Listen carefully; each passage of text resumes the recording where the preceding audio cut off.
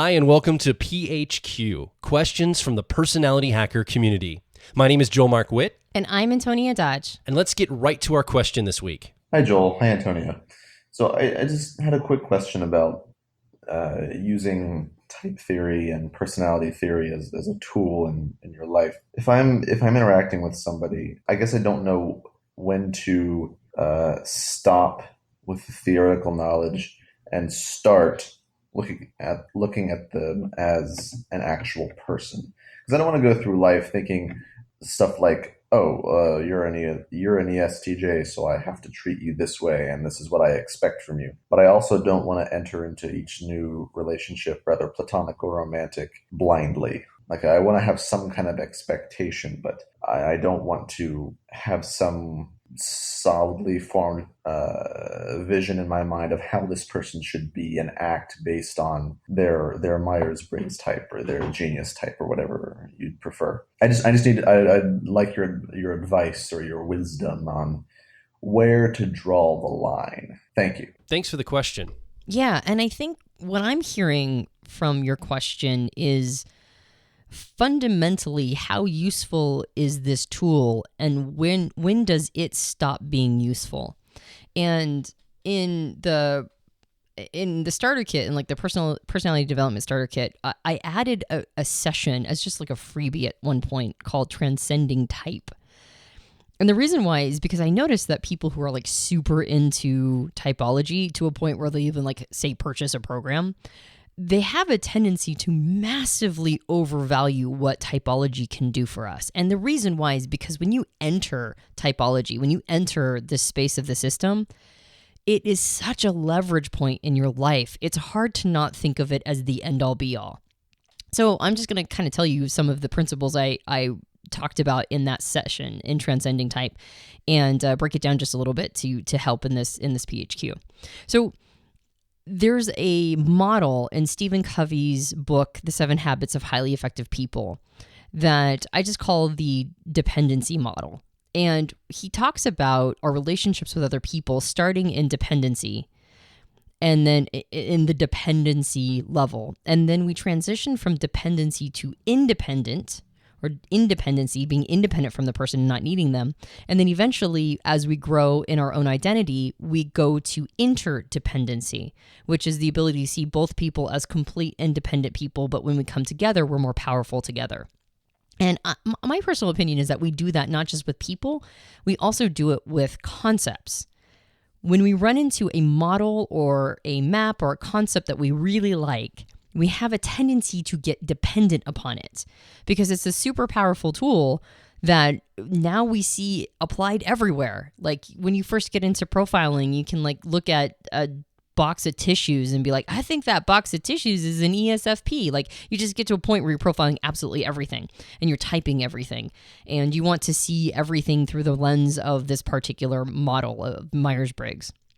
But eventually people usually work that out of their system and they get to independency, or basically rejecting the model for a time, and they rediscover who they are without it. They rediscover humanity without having to look through the lens of typology. And usually those are people who are like, oh yeah, I used to be into Myers-Briggs, but I'm not into that anymore.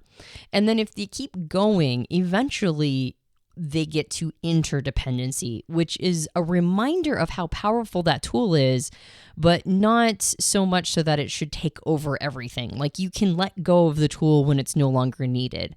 And so to answer your question, my recommendation is to get through those levels.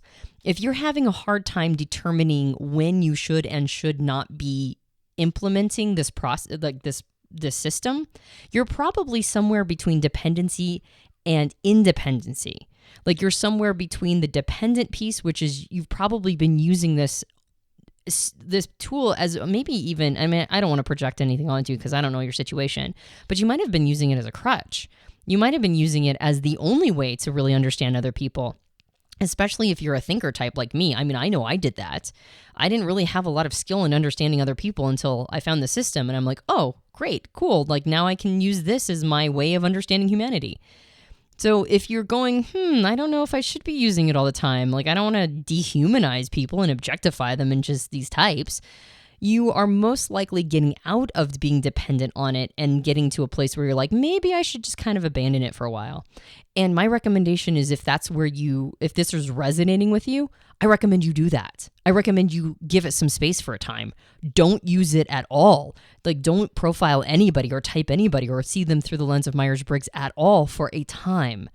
And then after you reestablish connection with other people and understanding them on the terms of who they are as an individual, completely counter or ancillary from personality types, then you can pick the tool back up and create an interdependent relationship with it, meaning that you can start to remember, or you can remember, not start to, but you can remember how powerful a tool it is and start to use it contextually. If you have over-relied on it and then you don't rely on it at all and you go those two polarities, oftentimes you'll meet someplace in the middle, which is, oh, hey, this is a person I have a lot of friction with. For some reason, we can't seem to see eye to eye ever. So maybe if I understood what their Myers-Briggs type was and I recognized what their function stack was and maybe how they're perceiving the world and how they're making decisions, maybe this will be a great tool for me to meet them in their sandbox and we can have like more simpatico or at least better communication. If you're using it to at all project onto other people negative qualities, you're probably massively dependent upon it. If you're using it to as a weapon against other people, you're probably too dependent on it. If you can't see a person without automatically assigning them a Myers-Briggs type, you're probably too dependent upon it. But if you get to a point where you're using it as a tool, not as the whole person, but just as an aspect of them, just like their culture or the country of their birth or their race or their gender or their socioeconomic level or their just quality of their character and who they are as a person showing up. If you're using all of these aspects and Myers-Briggs is just one of those nodes in the system, then you're probably using it in a healthy way. So that's my recommendation is to go ahead and abandon it for a little while. If you're questioning how often you're using it, stop using it altogether until you can get to a point where you no longer see people through that lens at all, and then pick the tool back up. That's such a complete answer. I have absolutely nothing else to add to that. So I'm just going to say that if you're listening and you have further questions about that, you can leave a question or a comment directly below this show, this PHQ show. And you can also ask your own question by heading over to personalityhacker.com/questions. You can record your question or type a question in. We get to those in the order they come in, and we just do it as fast as we can. We have a lot that we're trying to get to, but we will get to the questions eventually. You're smiling at me. I don't know. Do you have something else you want to say? Yeah, I'm sorry. I'm sorry that I just bulldozed this PHQ. I'm sorry. I'm sitting here racking my brain like, is there anything else that I can add? Like, this is a very good answer. And I'm like, I could say something. It would just be fluff at this point. So I'm just going to say, that was a good answer. Let's just move on. Okay. Awesome.